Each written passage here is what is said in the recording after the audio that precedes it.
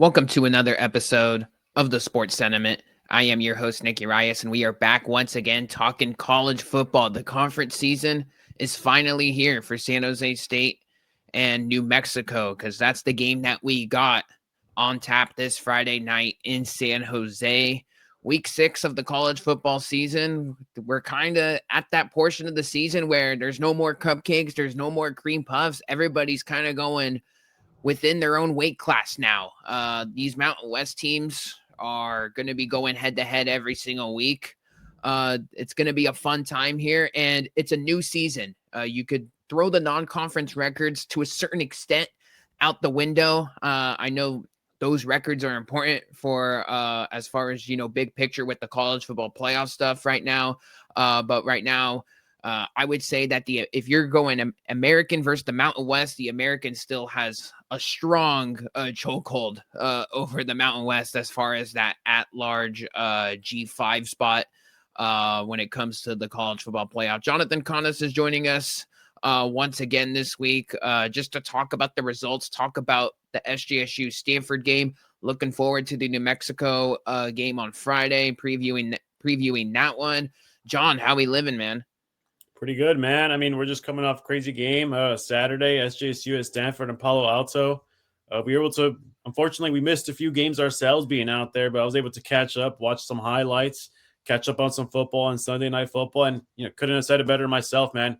Another crazy slate coming up this week, and now it's basically conference matchups all across the board, especially for Mountain West. I know only got a few, but one right up our alley right here in San Jose is they got New Mexico. And I'm excited for it. It kind of looks like the offense is, slinging and right back on the board. So they're spread and shred. But the only question is, is he here to stay? And the other side, New Mexico, all of a sudden 3-1 in the Mountain West. Overall in the landscape, they're going to be coming in here with over a win against New Mexico State. A lot of implications on the line yet again. But, unlike last week, this one, I know they matter in the grand scheme of things, but this one's it. And for both of these teams, this is going to start to feel like, this playoff type of atmosphere, whether you're on the road or at home. And thankfully for San Jose State, after a tough 1-point loss last week, they're going to be at home on a short week this Friday with the home crowd behind them. Do you like the Friday games? I like them. I guess if I'm like a fan, like in this particular Friday, yes, because like there's only 4 to 5 games on Friday. And for San Jose State, if you're one of these smaller schools, it's good when you're on like the Thursday, Friday games, right? In my opinion, because like everybody gets to watch you. But if you tell me like this is a top 25, team like on Thursday or Friday, I'm like, get out of here, man. Put them on Saturday. I want to see the highlights on College Game Day in the preview. But this particular one at Friday, I love it, man. I don't mind it, and students will show up, in my opinion. Oh, 100%. They'll show up for this one. I imagine the student section to be rolling out there in San Jose. But I'll tell you what, when there's a Friday game, I personally love it. Just because you talk about, sure, from the national TV perspective, standalone game, it's good for the program, stuff like that. But from a guy that broadcasts, some of these games, covers the team. I mean, I hate missing games, just because that's the fan in me, like I was, as much as I was looking forward towards San Jose State and Stanford. At the same time, I was also mad that I was missing Penn State, Oregon, and the Alabama, Georgia game, just because I'm a college football fan and I want to get my eyes on those games. So whatever, I had to watch the highlights. So it is what it is, but I most certainly, I know the players don't like it, but some of them do, some of them don't, because you kind of get the longer week. But it's I personally like it just because then I can dedicate my entire Saturday to everybody else on the college football board. But that's a conversation for another day that we could further expand on. But hey, San Jose State and Stanford, a 30-29 loss for SJSU. You talked about the offense. I thought Walker Egan, hands down, played his best game of the year. I think you can argue maybe the best of his career. You could certainly from a statistical standpoint, but from a fluidity standpoint, you can argue that as well. I would maybe say, like, if you wanted to one up it, maybe the Boise State game last year. or the Stanford game last year in San Jose. Might have been a better one, but he had turnovers in those games. He had a clean sheet in this one. He had a career high 36 completed passes, 473 yards, 3 touchdowns. John, I don't know if you knew this, but his Walker Eggett's 473 yards, most by an FBS quarterback this season, and the third most last season. So some astronomical numbers from his under his name this past week versus Stanford. I know it would come a whole lot better if SJSU won this game, but this was a game that they led 26-14 at the 14-minute mark of the fourth quarter. I thought the defense, some individuals made some plays. They kind of had there was some areas where wow, Jalen Thomas, another pass breakup, Jordan Pollard, another quarterback hit. But man, there was just, I thought, too many breakdowns for a Stanford team that was predicated on, through the run. And if you would have told me Ben Gulbranson was going to have 444 passing yards, a career high in this game, we know he's been around forever. We talked about it last week, but my goodness, I would have not had that on the cards. But still, that was a red flag. You lose this game. It's 1-3 on the year, but the conference season's on the horizon. That's what ultimately matters. For me, what I most just wanted from this team was to get Walker Egget comfortable and this offense back to where it was in the 2024 form on the back half of the season. We certainly saw that because right now, I think just based on the way the Mountain West schedule sets up, I think just based purely on your offense and if it's flowing how it was versus Stanford, you're going to get a lot of wins. And, the defense, I think it's going to have some breakdowns this year. That's just the way it is. It's a young group in the back end. So there's most certainly going to be some breakdowns, but they got to make some plays. They got to get it corrected. But, there's going to be some lapses on that end, especially in the secondary. But I like the way the offense looked. Some people are not going to like the result versus Stanford. This is when your season matters now. You got to win this game versus New Mexico. But just overall, your top to bottom thoughts on the Stanford game. Well, I 100% agree with you on the Walker Egget side of things. He looks a lot more comfortable, on a good Stanford defense, in my opinion. He was able to do his thing, connect with a bunch of receivers, man. Kyrie Scholes, Leland Smith, Scudero, Jackson Kanan. He was connected with everybody. So shout out to him for doing that. He did a good job overall, establishing the chemistry needed. I mean, opening play, he got a quick, just pass over to Kyrie Scholes. The first two plays, actually, the first two catchers are Kyrie Scholes. And it was very apparent that Stutzman and Walker Egget wanted to have Kyrie Scholes just available and ready and just develop this chemistry with him right away. And boy, did he show out. I mean, led the team 147 yards on the air, had a touchdown, just career highs all across, really all across the board for if you're a receiver and if you're a quarterback in this game, you can just look around and maybe not a tight end, but all the receivers essentially, main guys had career highs. So Scudero, Scholes, Smith, they were able to connect with Walker Egget. So I'm very happy and comfortable that these guys are able to get it going because on the offense, I think that was the big side, the story line. It was just Walker Egget connecting with the new guys who are not named Nick Nash. And it didn't help the fact that, one of the guys coming back, and Matthew Coleman has kind of just been in and out as well. So I'm glad that he was able to get this out of his system. And now it kind of seems like they're at their peak right at the right time when Mount West play is coming along. And I know it comes with a loss, but, and it's tough to say and tough to swallow, but guess what? It's not conference play. So I think you can kind of live with it. It was on the road, kind of just, put your head up and you got a short week. You got to get to next Friday. On the defensive side of things, I think that's what worried me a little bit more. I mean, I don't think anybody, it was expecting Bengal Branson of all people to go toe-to-toe with Walker Egget, 444 yards. They played their brand of offense for 8 minutes in the first opening drive. Stanford did. They just were running the ball, eating the clock, kind of what Bengal Branson was doing last year with Oregon State. And then after that, they had a couple of stops, and Bengal Branson turned into like Tom Brady all of a sudden and just connecting with everybody and he was going toe to toe with Walker Egget. So if you're a football fan, you must have loved it. If you're a defensive coordinator, you must have been tearing your hair out. And I'm sure Derek Odom was. Credit to the Stanford O-line because they gave up like 3 to 4 sacks in that first half. Taniela Latu was able to get to him in the first half. I forgot who else. It might have been Lakio, but they had like 3 sacks in the first half. In the second half, they adjusted, and Branson still ate a bunch of hits and got a QB hurried a bunch of times in the second half, but he was able to eat those hits and get the ball off on time. So I think it was more so credit to Bengal Branson's just his willingness, his calm demeanor, his experience that got Stanford that win, and just that crazy arch pass to Caden High that kind of sealed the deal. So great game all around, and maybe not necessarily too much to worry about unless you're a defensive coordinator and unless you're the defense, because I think that's the only red flags I saw in this game against Stanford. Yeah, what'd you think of the not the all-out blitz, but the sending the extra pressure there on the Caden High, busted coverage?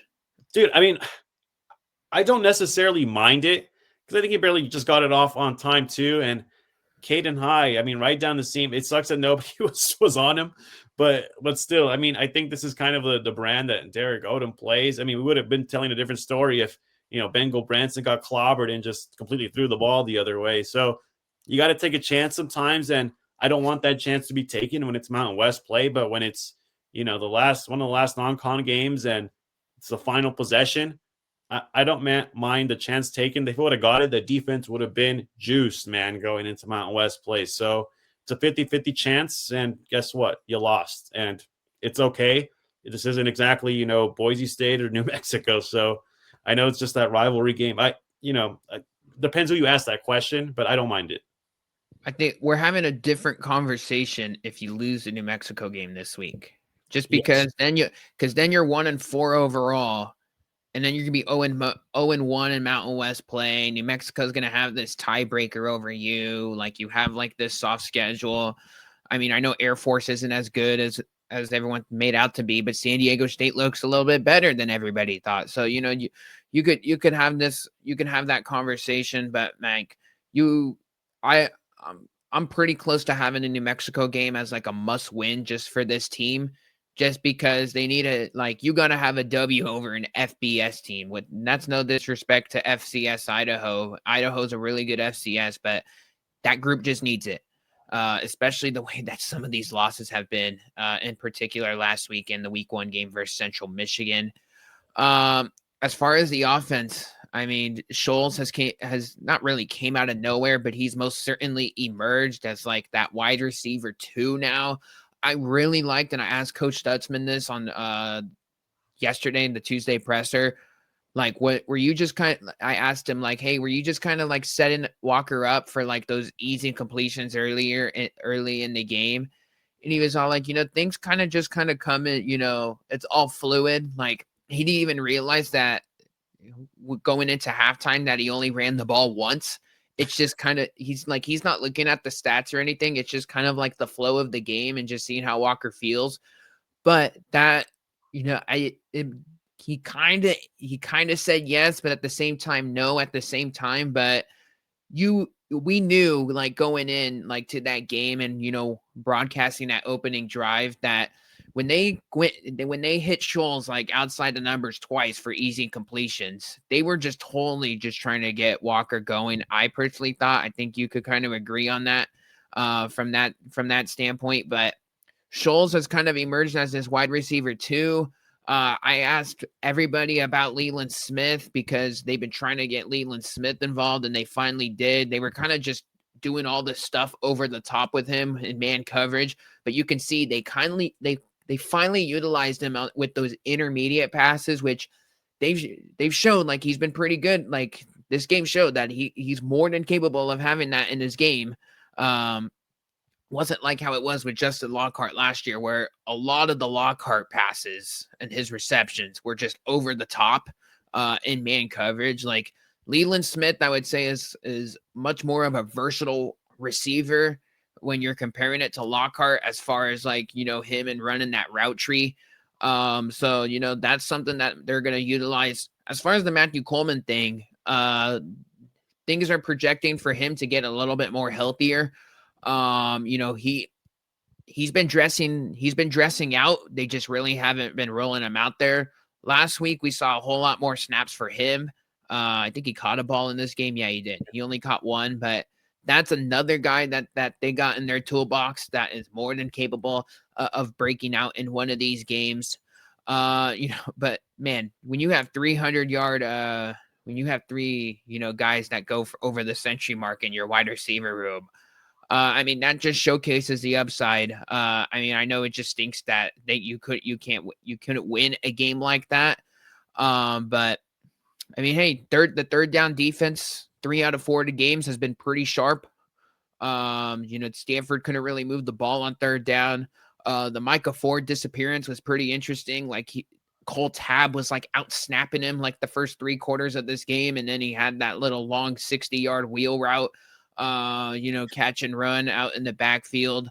So there's breakdowns like that, but man, the game script in this game from the Stanford side of things was completely out of whack. And I think if you were to ask people that followed Stanford, they would have said, "Whoa, we did not see this coming either." So that was pretty wild from that area. But I think the storyline we need to talk about, just because there is a change at the position, is the place kicker position. Dennis Lynch no longer will be your starting kicker for the time being. Matthias Brown will be making his debut as far as being the place kicker this Friday versus New Mexico. Lynch, I mean, he hit the 2 field goals from like 36 and 38, I'm pretty sure, but he missed one from 26, missed one from 29. I know he hit another one later on in this game, but when you lose a game by 1 and you lose the game versus Central Michigan, I know he was the hero in week 3, and the kid's great personality, awesome. He's an awesome individual in that room. But, and the coaching staff had a long leash with him. Like they respected what he brought to the table.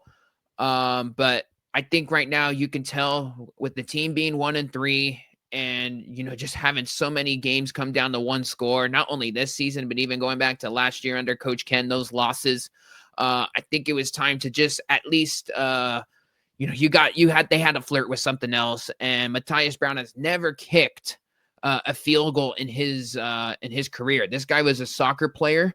So, this is kind of a new setting for him that he's going to be going through on Friday. And Coach Ken even said that, yeah, I literally just told him 30 minutes before practice ended on Tuesday. So that just to kind of put some more pressure on him.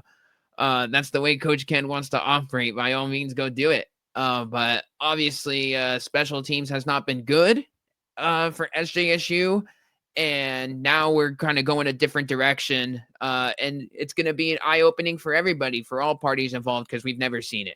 Exactly, man. And just first of all, credit to Dennis Lynch and any kicker that goes out there and just even attempts to do something like this. All eyes are on you for those, that minute, 90 seconds. It's not easy, dude. And he went 3 for 5 for his credit, and he was the hero, like you said, in that Idaho game. The only reason SJSU even has a dub on their record right now is because Dennis Lynch knocked down that field goal. So can't forget that. But I think, Ken Niamatsolo and crew made a good choice, kind of showing your team, hey, we'll try different options if it means if it means success.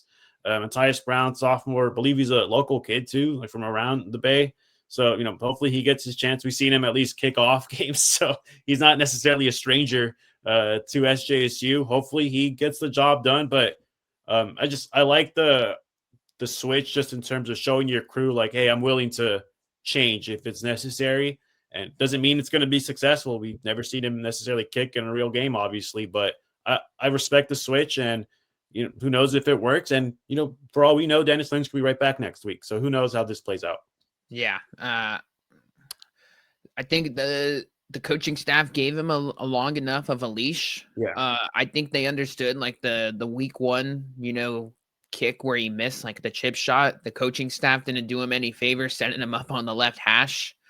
He got the kick versus Idaho, but when you miss 2 chip shots and you lose by 1 and 4 for 10 on the year, coaching staff is going to start to start, their mind's going to start to spin, and they finally pulled the trigger in that regard. So we'll see how that goes, and we'll see how smooth the operation is this Friday versus New Mexico. But as far as the New Mexico game's concerned, John, the Lobos are 3-1. This has been a very quality group. In week 1, they had the 17-point loss versus Michigan. I would say, just from an eye test perspective and, from a scoreboard standpoint as well, probably an impressive loss. Just given, you go to Ann Arbor and you hang and you throw a bunch of different coverages at Bryce Underwood. And, we're from a toughness standpoint and a discipline standpoint with having 0 penalties versus Michigan, I believe. You kind of saw like, okay, week 1, this team's ready to go. And they've already they're like hitting the ground running. They had a second half rally against Idaho State. Idaho State team has played a bunch of Mountain West teams. They had the blowout win versus UCLA at the Rose Bowl, which I know it's probably a game that's not going to age well, but just for the program for New Mexico, were completely disrespected in the game heading into it. It was kind of like the tune-up game, if you will, for UCLA. And they win that game like 35-10 it was, I believe, for the Lobos. You get this decisive win versus New Mexico State, which, maybe the scoreboard, the final score might not have too much say in the game, given that it was a 3-point lead at halftime for the Lobos. But still, rivalry game, you win by 3 scores. You got to tip your cap to them. This is a really disciplined group, like I said. They're coached extremely well. I think you can see that because I referred to them as like the FCS All-Star team in the preseason, just given all of the pipeline of new players and where they came from. This is a quality group. It's all led by Jack Lane at quarterback. I'd say he probably had his best game as far as navigating the offense and from a statistical standpoint himself. Their backfield is really good. It all starts with Scott Trey Humphrey, but all 3 of those guys with Humphrey, Bankston, and McKinney can hurt you.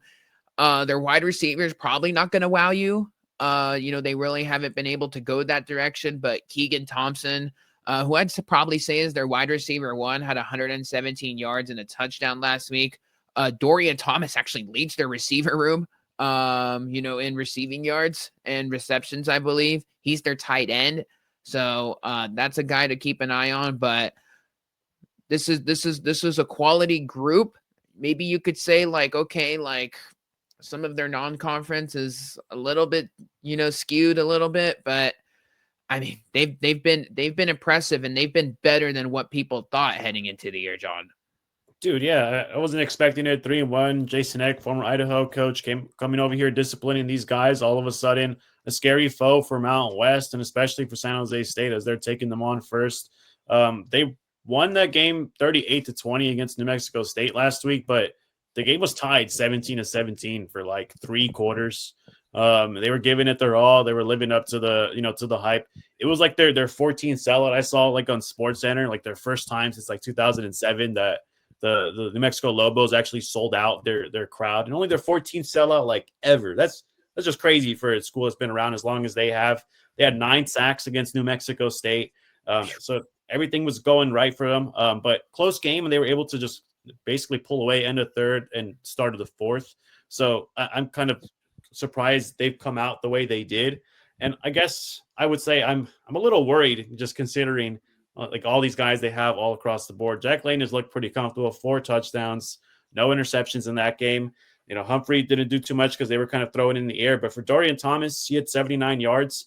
He leads FBS in receptions. I know it's not that much for tight ends because tight ends only get the ball so much. It's around like 24, 25 receptions. But still, man, that's no easy beat. I'm a little bit nervous for what New Mexico is bringing to the table because we just saw, Walker, he could kind of go toe-to-toe with Ben Branson, and I wasn't expecting that. I would have expected that more in a game like this or like in a Mountain West game, just going toe-to-toe with somebody. But I am a little nervous that Lane's coming off a 300-yard performance and that these guys have run their rivalry match and are now coming to San Jose trying to show the Mountain West what they're all about. And like you said, FCS, like all-star crew here, and they're trying to come out here and make a name for themselves. The one thing I have for SJSU, what I'm not nervous about is just Ken Niumatalolo and Craig Stutzman's experience. And I know you can kind of say that for a lot of games all across the board in the Mountain West, but in this particular game, I'm a little scared if these guys just start trading points, because I don't know if that will really favor SJSU, in my opinion. So Craig Stutzman has, of course, Coach Ken or Craig Stutzman are going to have some connections with somebody that they've worked with. Seemed like Stutzman's got the connections this week. I think he worked with like their corners or their D-backs coach at Utah Tech or something. He's very familiar with the D-line coach, I believe, as well. So he kind of has a grasp on like the way that they play and their tendencies and stuff. Obviously when you're colleagues with the guy and you really don't change. Sure, you might change based on your personnel and such. You kind of have an idea of what the guy's going to do on the other side. Granted, now those guys are going to know what Stutz is doing with the spread and shred. But I will say this: New Mexico State sold out to the run last week. They were loading up the box, which is probably why you saw those Jack Lane numbers pretty high up. And that's no discredit to him. He's just given what the defense is giving him. But New Mexico last week versus New Mexico State was able to feast on that Aggies pass defense, which hasn't been very good as a whole this year. The Lobos, as far as what they did on the ground, I mean, they still ran for 132 yards on 38 attempts. But it was a breakout game for them from a passing perspective. Scottrey Humphrey had a fumble in the game as well.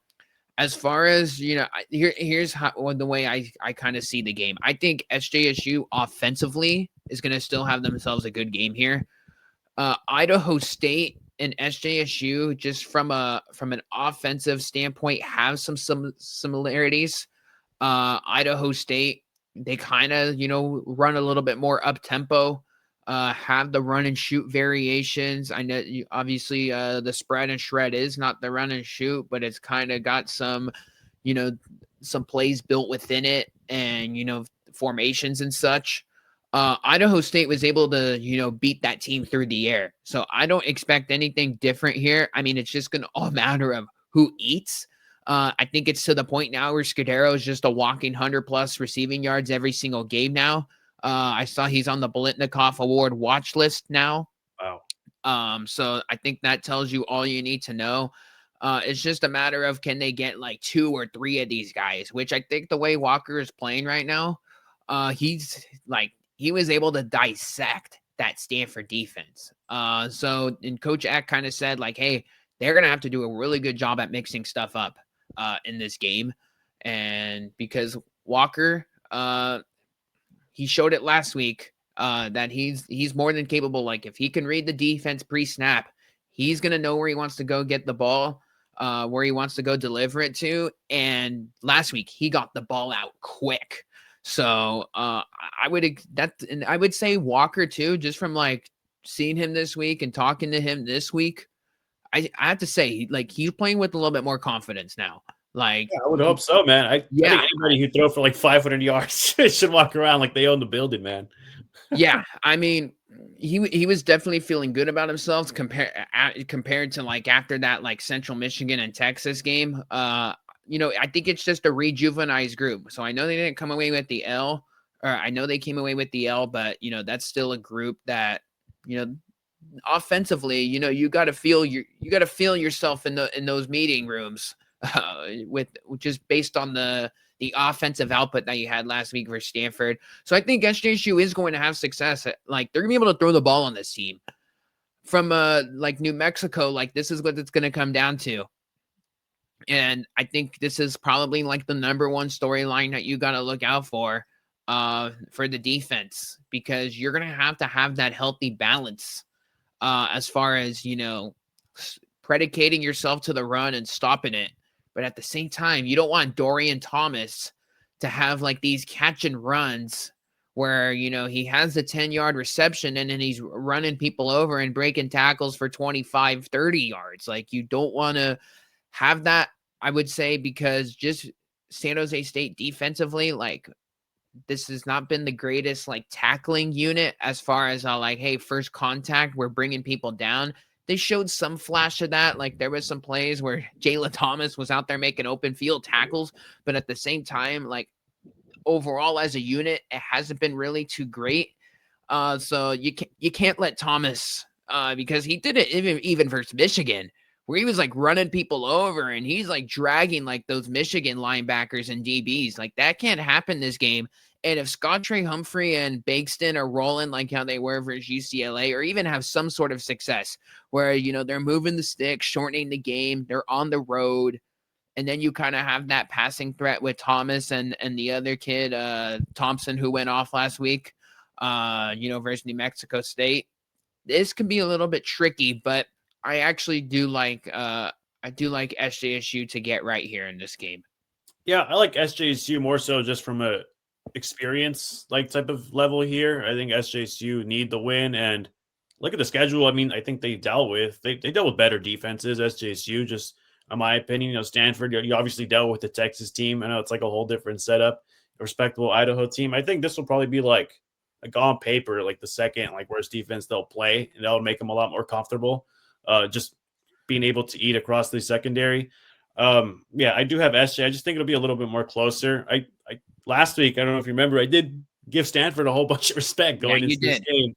But this time, I do feel like I lean SJ. They need the win more. They're coming off the L, New Mexico. I think a little bit of humble pie going into the Mountain West. Maybe the FCS crew all coming in here. Jason Eck thinking they can take over the Mountain West. I think they might taste a little bit of humble pie. They'll scare SJ. It might be tied in the first quarter, but I can see San Jose kind of running away with it in the second half if they play their brand of football and if everybody's able to connect.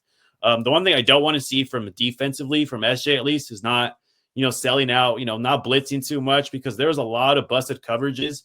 I love the way Bengal Branson played. I'm a huge Bengal Branson fan, followed him a long time, but a lot of those passes were just complete busted coverages, dude, because everybody's being sent to try to go for the sack, or it was just one-on-one opportunities. And we have a good secondary, but man, there's only so many times you can cover, players just one-on-one, man-to-man coverage. Like, send some help, have some safeties over the top. I think we have a great front four. You don't need to be constantly blitzing all the time. Those four guys can get to the quarterback. We saw Nofofana do it, Taniela Latu, and I saw a whole bunch of QB hurries against Branson. So I just think we don't need to be, or SJSU does not need to be selling out to the run and blitzing all the time. Man, I'm tired of seeing the busted coverages. I was so surprised to see that against the Bengal Branson, especially when they played, in my opinion, under Derek Odom's crew and under Kenny Matalolo's crew, their best brand of defense against Bengal Branson last year against Oregon State. So that was just a complete shocker to me to see all the busted coverages. Just need some cleanup there. But I'm with you. San Jose State gets it done, and I think Walker Eget will have over 300 plus in the air. Just given what's on the schedule, at Wyoming, at Utah State, following this game, is this kind of like are you throwing a must-win game kind of label and bold and underlining it here this week?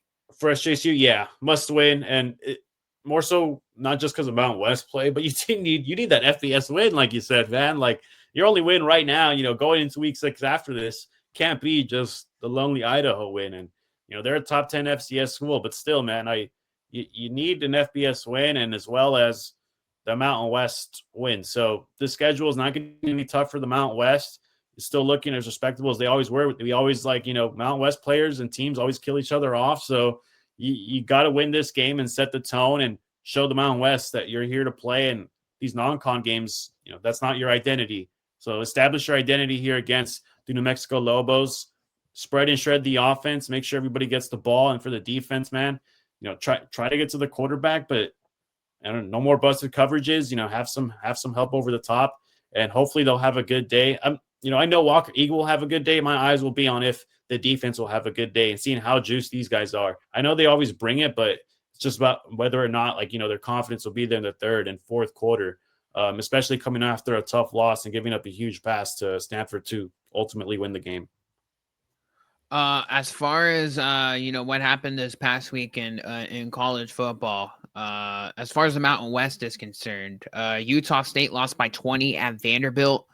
Utah State still able to score 35 in the game. I thought that was pretty impressive. I think just that speaks on the capabilities of Bryson Barnes at quarterback. San Diego State won the ultimate low-scoring slugfest at Northern Illinois, 6-3. I thought that was a trap game for SDSU. That defense is pretty good. We'll get to them here in a minute when we preview their game this week.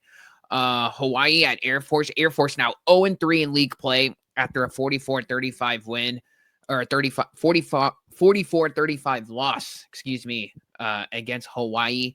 Hawaii, man, like they got 4 wins now. Like that team has an inside track to a bowl game, which when I talked to their players and their coach, that was kind of the big time goal for them this year, was to get bowl eligibility. And man, like I'd be shocked that they don't get to 6 wins now. Washington State at Colorado State. So Colorado State loses 20-3 to the ultimate Jekyll and Hyde team in Washington State. Colorado State now 106 in yards per play in the FBS now. Jackson Brousseau struggling versus the Cougars there, just never really got anything going. And then App State at Boise State. I was completely wrong on this game. I thought this was the sandwich game for Boise State. Coming off the Air Force game the previous week with Notre Dame on deck, I thought this was just going to be one of those games at home where they just kind of don't really show too much with Notre Dame on deck. But I mean, when AJ Swan, App State quarterback, throws 2 pick sixes, that game will end quick for you. Just some results and some things shaping out there in the final week of the non-conference portion of the schedule. As far as the big picture stuff, Jonathan, or very quickly, anything kind of jump off the page to you from those Mountain West results last week? Man, what's up with Barnes? Is he going to be okay? Mendenhall is not really like talking about it, I heard. But other than that, Utah State, I mean, they came out, they scored the first touchdown against Vandy. I'm just happy for them. The backup for Utah State came in after Barnes got hurt in the third quarter. And hopefully he's okay, because that guy injury has followed him everywhere. And Bronco Mendenhall just isn't talking to reporters about it. So hopefully he's fine. I'm sure he's fine. He got a bye this week. Okay, so hopefully it's just a precaution after he got hurt and roughed up in the end of the third quarter on the last play. Hopefully he's okay. Colorado State, I'm still sticking to it. I think the worst team in the Mountain West. Wow. Jay Norvell is no longer. I mean the seat's getting hotter by the week, right? They just changed play callers over there. Yes, Matt Mummy's calling plays now. That's how you got to switch it up, and that's how maybe that you're in the hot seat. Like you're just giving it to somebody else, and 3 points isn't going to cut it against Wazoo. Other than that, man, I don't know how Alejado goes from like having a horrible performance to like go. I know the Air Force defense is like non-existent, but to go in for like 450 yards in the air, completely impressive. It's still Mountain West win, and a win is a win, so anybody would take that. I was impressed by that performance. And San Diego State, that game, I only saw the highlights for it, but that game looked so ugly on paper, dude. Did you see the quarterback stats for it? Like Northern Illinois quarterback had like 40 yards. Oh my God. Yeah, I saw that the Jake Holst kid for Huskies. Yeah, my goodness. Dude, that was just one of those games, man. Like I talked about it, Northern Illinois' defense isn't bad. The problem is that they're allergic to scoring. And I don't know, I think you could kind of say the same about San Diego State. It's much better than Northern Illinois' offense, but they're clearly the strength of that team is the defense, which when you return 10 starters, I like that defense, but I'm still skeptical on the offense. I know they have the Napier kid and Lucky Sutton in the backfield. Lucky Sutton's so good. Yeah, you like Sutton? Yeah, he's good, man. Yeah, they've always had some good running backs. It's just, man, like the quarterback play for years, man, just hasn't cut it in that program. Like it's just, and I think they got like the proper evaluator there with Sean Lewis. Like I think he's got they brought in the offensive mind there. Yeah, and former OC coach for Colorado, right? Yeah, former OC at Colorado, was a head coach at Kent State. Like he's got a good feel of like the quarterback position, I feel like. And hey, you bring in a Michigan transfer in Denegal, but like, man, like that Aztec offense, I'm very interested to see it on Friday. I know I'll be at the SJSU game, but I'll have my tabs open on that San Diego State game versus Colorado State. Before we get into this week's Mountain West action, dude, the Virginia is that an all-time storming the field moment for Virginia? Like that's got to be one of the best field storms I ever seen, with them winning in double overtime versus Florida State. it's gonna be one of the best and also one of the quickest, dude. Those fans got on there like in 0.2 seconds as soon as the interception happened. I hope those players who were in that when the IT happened were okay because the corner and the wide receiver are right there as soon as the fans hopped on. And everything that led up to it was so dramatic, like the replay, Oh and my God. all Yeah. that. Yeah. Like everything was just like so, like just such a movie, like type of scene that the way it all played out.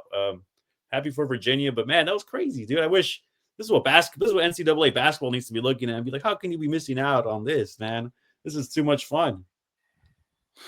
But that was a great game. That was awesome. They were, and Yeah, I that was so understand, like, cool, dude. Yeah. dude, they just absolutely mosh pitted that thing like immediately. And I understand, like, the kids were kind of already ready for it. Like they were already on like they were already covering every blade of grass there behind the end zone. But wow, that was like, whoa, this is next level. Dude, Georgia Tech. So you and I, Georgia Tech is obviously great in the underdog role, but man, they barely escaped as a favorite versus Wake Forest. That was pretty dramatic. Georgia Tech's 5-0. Dude, the game that I'm circling for them, so like they gotta obviously escape like all the teams that they should beat, because that's what gets them in trouble every year. Yeah. But we're getting to the point now where Georgia Tech, it might have like a legitimate like chance of like maybe not being favored, but like Yeah. having a whole lot of respect when they play Georgia at the end of the year. They'll have respect, but these guys were down by like 2 touchdowns in this I know they game. were. Like, man, I'm glad that they escaped. I'm a Georgia Tech guy. I like them, but still, like, I'm not sure. They'll eat one eventually down the line. I'm not buying into that. I don't think I ever will. Oregon's double overtime win at Penn State. I know it was. I saw the highlights at the end of this game. This was in the middle of our SJSU Stanford game. Along with that, the Ole Miss, Lane Kiffin and Ole Miss finally get into LSU 24-19. Crazy. What do you make of those games? I know you've been a big fan of, you've always sided with Lane Kiffin, and then you kind of jump off the train, and then you finally get it done. Yes, I guess all he needed was me to stop rooting for him to actually start winning games. But I was kind of surprised. I did see the highlights of that game as well. Chambliss went off. I mean, I wasn't really expecting. Well, just the fact that they got the win, the defense was there. It's not necessarily like Lane Kiffin's type of offense. That's why I was really picking LSU. Like, it kind of seems like everything was going their way, even if they're going into enemy territory. This isn't like, the old, Lane Kiffin offense we're kind of accustomed to seeing.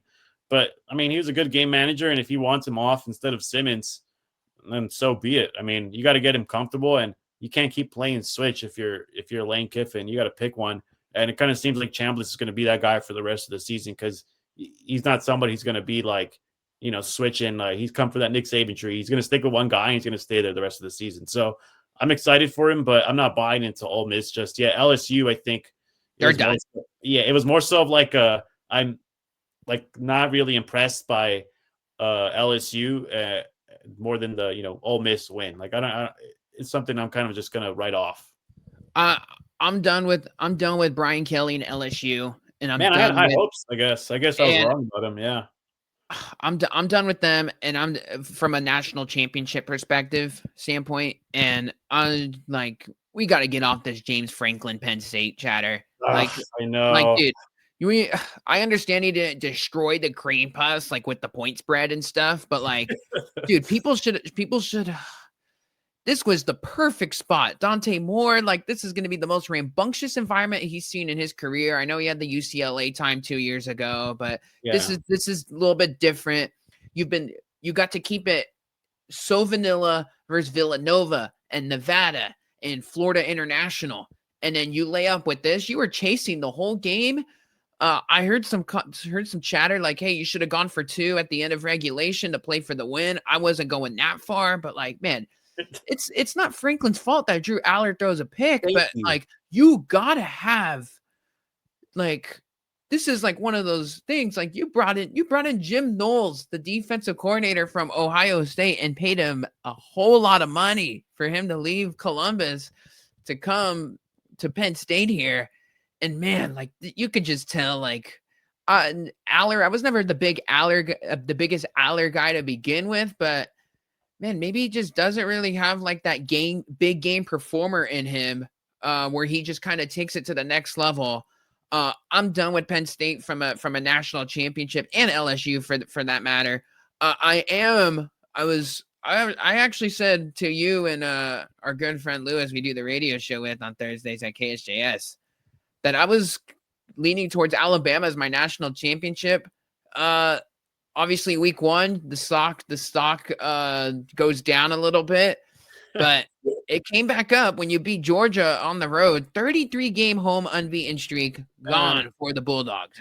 I'm not too impressed by that. They beat Georgia all the time. Doesn't matter if it's Nick Saban, the old man with the old hat, or Kalen DeBoer. It doesn't matter, dude. Like, these guys beat Georgia all the time. They're not going to beat Vanderbilt next week. I'm sorry, dude. Okay. Yeah, that's the big game for them. They could beat Georgia, and then they'll lose like every other SEC team, but they're always going to beat Georgia. I'm not too impressed. What I am impressed about is that they didn't score the second half, though. Like, that's crazy that they didn't score and they still won the game. DeBoer was feeling himself, dude, because he threw it to the left tackle, Caden Proctor, on a trick play.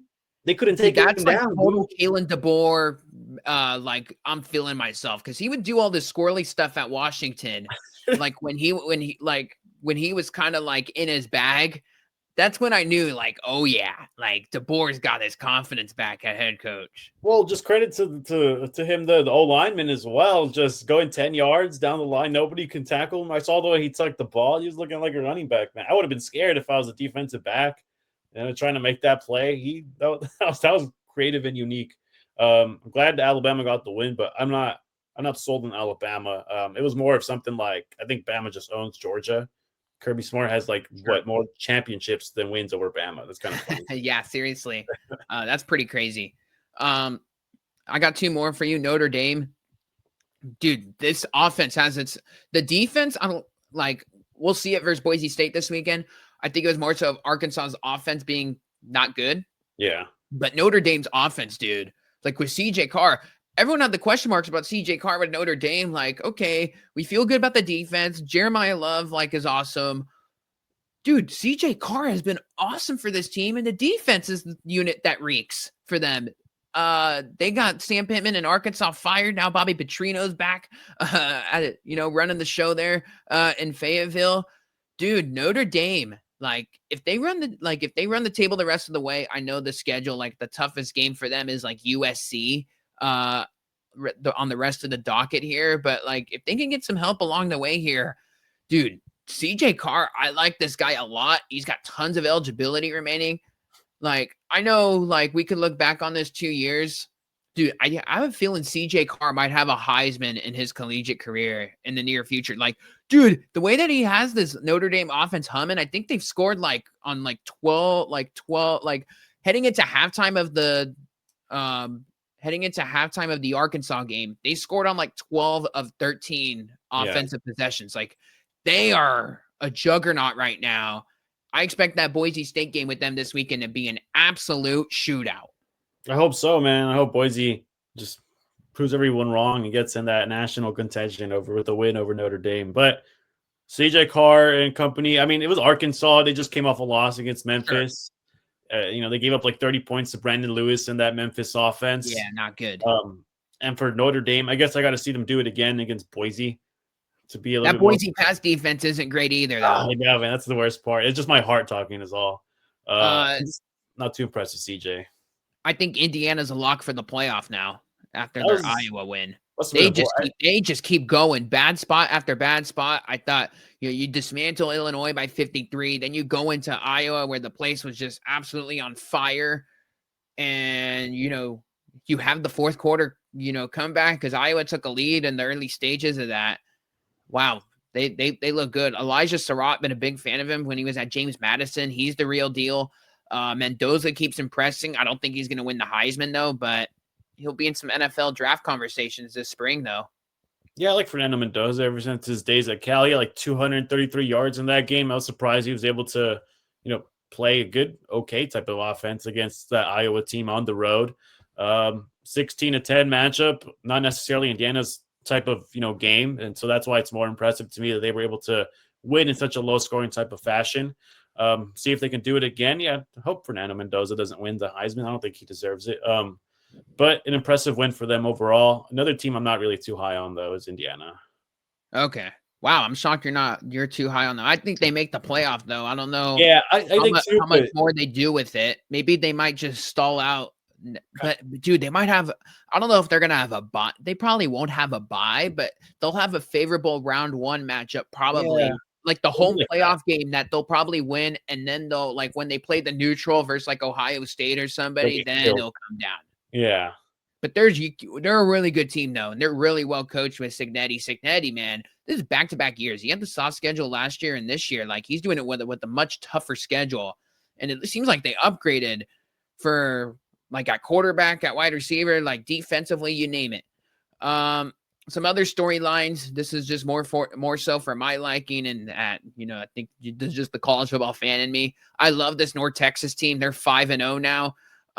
Dude, they're a dark horse in that American Conference. Keep an eye on the Mean Green. That's all I'm gonna say. Louisiana Tech is 4-1 and 2-0 in Conference USA play. Dude, their one loss is a close loss, like by like 2 possessions to LSU. Their defense is really good out there in the CUSA. They're probably like the first or second best team for a conference that's just kind of all over the place right now. If you're looking for like a sleeper in the Sun Belt, Old Dominion. This team's 3-1. They absolutely dismantled Virginia Tech and got Brent Pry fired. I would say they're a step down from James Madison still, but probably aligned with that Texas State team that a lot of people like. ODU, they have a crucial game because the Sun Belt still plays divisions. Like the only conference that does it. They got a crucial game at James Madison in 3 weeks from now. I'd expect it to be a primetime game. That could determine a whole lot of positioning in the Sun Belt East. That's what I got on the G5 level there. Mountain West Week 6 games, Jonathan. We touched a whole bunch on San Jose State, New Mexico, but Colorado State at San Diego State. San Diego State is a slight favorite in this game. I think like a 6-point favorite. Like the over/under is set at like 38, which I think tells a lot for how these offenses are right now. But San Diego State, I expect them to win. I think it'll be very ugly. I think this one will be, dude, I don't know. What do you think? What would you say? What would you say the final score in this thing is? Like 20-14, 20-13, something like that? It's not going to be very fun to watch. I think San Diego State will win. I think a lot of it will be like on the ground, just as Colorado State won't be able to produce that much offense, maybe even like stay off the field. I don't know, man. I got like a 20-7 type of win here, San Diego State. Like maybe Colorado State will score 1 and catch them. Is this at Colorado too, huh? No, it's at San Diego State. Oh, that's even worse. Yeah, 20-7, man. I think San Diego State gets it done. Yeah, dude. I think they're going with Brousseau this week again. You have to. I wouldn't be shocked if Braden Fowler Nicolosi comes back at some point in this game. Just given all the musical chairs that this program's going with right now, like it seems like they're just so operating annoying. things on a week-by-week basis. I don't know. Air Force at Navy. This game is in Annapolis. Dude, Air Force's defense, like now it's like bottom 5 in the country. Like forget about worse than the Mountain West. Like it is like next level. It's crazy for this defense. I know the past defense has never been great for like Air Force over the years. But dude, this is the worst I remember ever seeing it. Like this is very bad for them. And like their offense, what's crazy is this year, like they can actually pass the ball with their personnel, like Cade Harris at wide receiver. Yeah. Zarka can sling it. It's just they're slinging it more. It's just because like they're behind in these games, and then they're always like one possession behind. I'm waiting for them to break through. I don't think it happens this week versus Navy though. No way it's gonna happen this week at Navy. They're like 14-point dogs. Man, they had Alejandro like after coming off like a horrible performance, go off for like 450 yards in the air.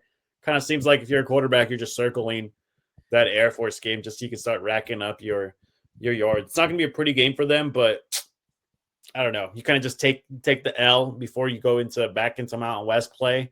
Hopefully you kind of chalk up some ground game there. And I'm very impressed with Ben Sark and what he's able to do in the air.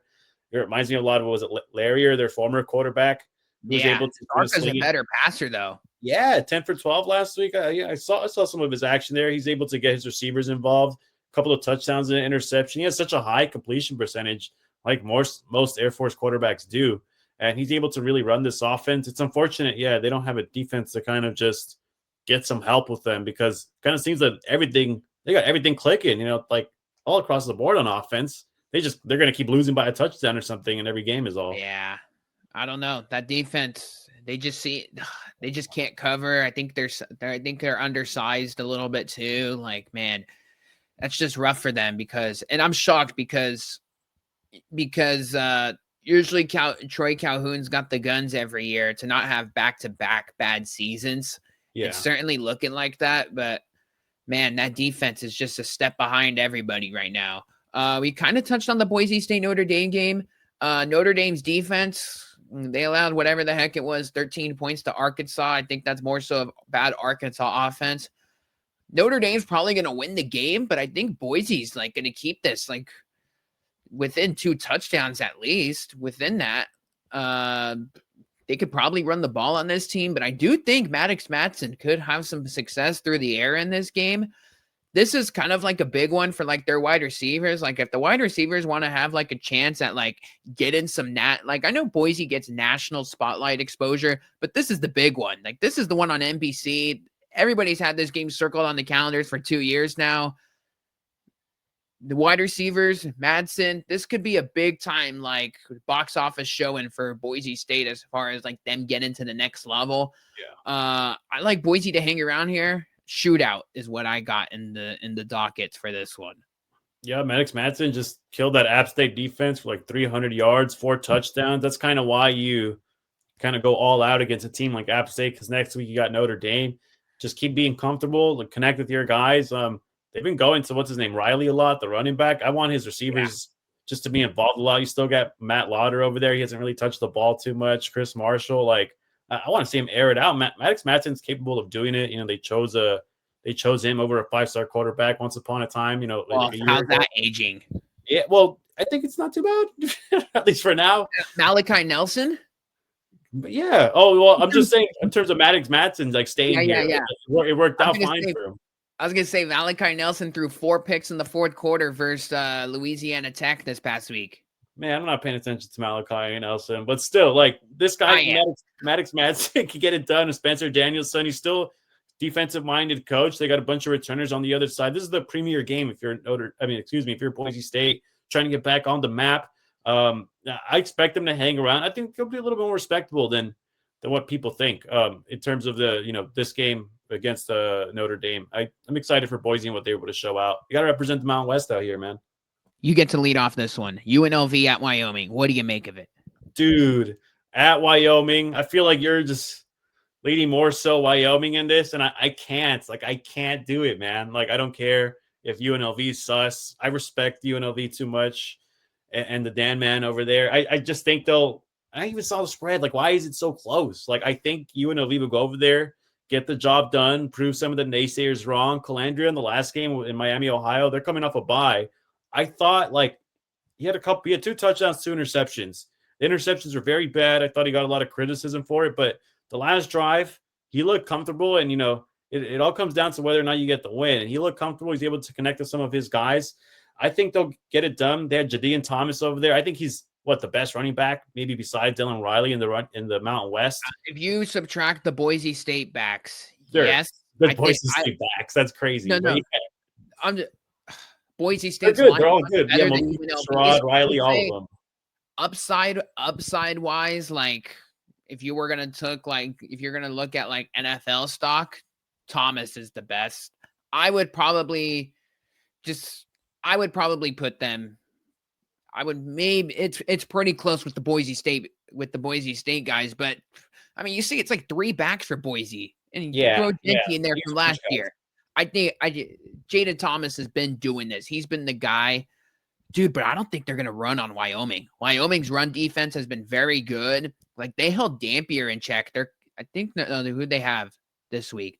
They're coming off a bye. They had Colorado. Yeah, both teams are coming off a bye. That's Colorado, they played Colorado 2 weeks ago. Wyoming did. You already know. I like Wyoming. The game's in Laramie. How about this one? UNLV hasn't won in Laramie since 2003. This is a house of horrors for UNLV. Wow, that's crazy. Okay. House of horrors. Anderson's like not good at all, man. Like, Wyoming's offense isn't great, but they showed me some flash versus Colorado last week. Caught a ball. I gotta check on the John Michael Gillenborg stuff because I know he got hurt at Colorado, I believe. I know he's been a little all over the place. His production's been a little bit down, but he's been blocking a whole bunch. Chris Durr, I like him. We'll see if this is a Jalen Sargent type game, but dude, you already know how these Wyoming games go. Low scoring, ugly. Let's drag it in the mud. This is going to be close for like 3.5, 4 quarters, and then Wyoming will probably either lose on a field goal or like they'll have like some silly play to win the game outright. That's the way I see it going. I think it'll be a low scoring but fun watch just because of that Wyoming atmosphere. Okay. This Calandria is like first true road game too, and I've been a little skeptical on UNLV, as you know. Nevada at Fresno. I'd expect Fresno to run the ball here pretty well once again. Yeah. I'd expect Fresno to win. I don't know necessarily as much as like everybody makes it out to be.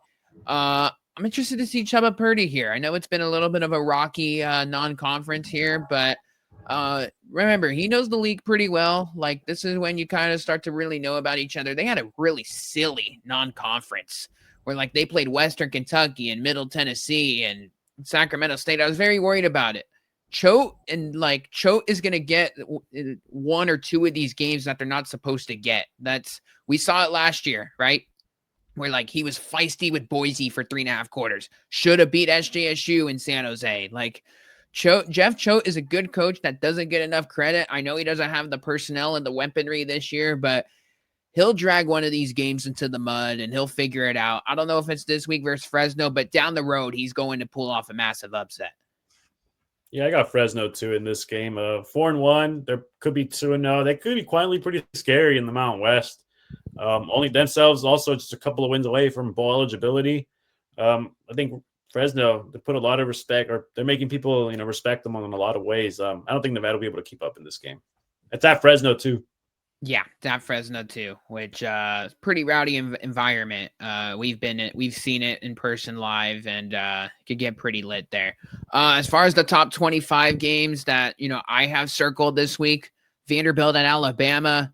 Dude, Diego Pavia and Vanderbilt. So like I saw a stat this week, during the middle of the week, and it's pretty nuts. Like, yeah, here we go. Vanderbilt. This is their 51st consecutive conference game when they enter as an underdog. Longest streak ever in the SEC. So they're an underdog again, obviously, in Alabama. I don't expect that to last very long as far as, them being an underdog every week, because when they play Kentucky, I'd expect them to be a favorite. But that's just something like, that's pretty nuts. Vanderbilt did beat Alabama last year in Nashville. Now this game's in Tuscaloosa. I expect Vanderbilt to be feisty in this one, especially coming with Alabama coming off the Georgia game.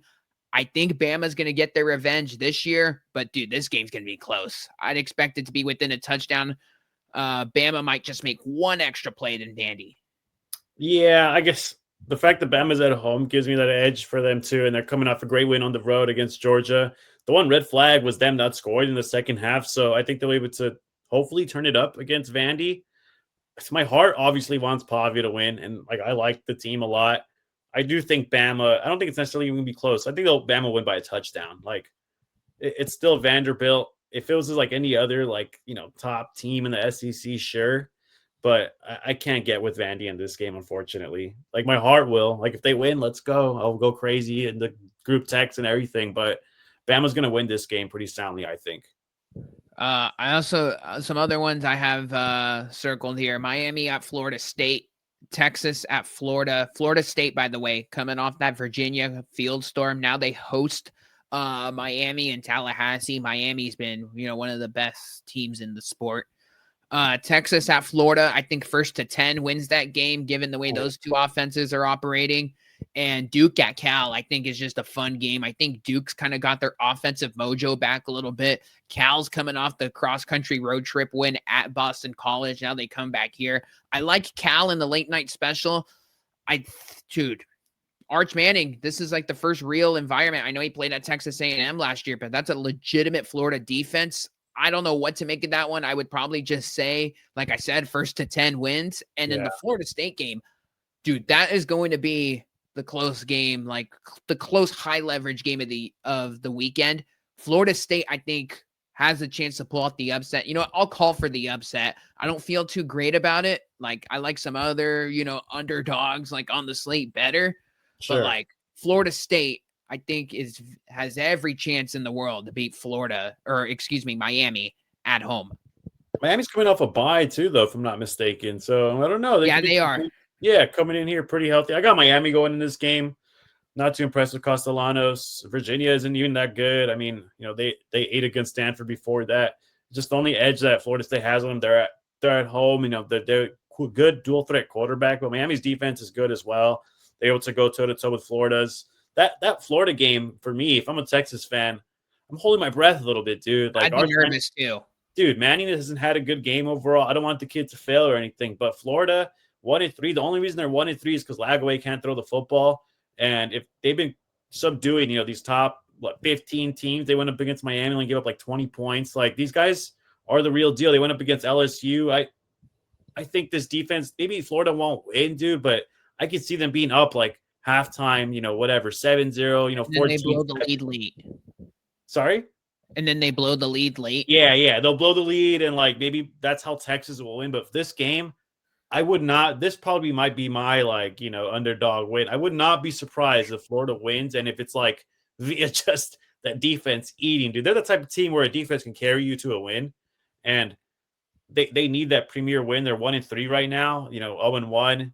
An SEC play. They got to get it done. Hopefully, Florida pulls off that upset, and that's more so my upset just because I'm not impressed by what Manning has been doing out there. Unfortunately, maybe he'll have his premier game. He'll shut me up and everybody else. But this Florida defense is probably one of the best in the country. It's unfortunate they don't have an offense.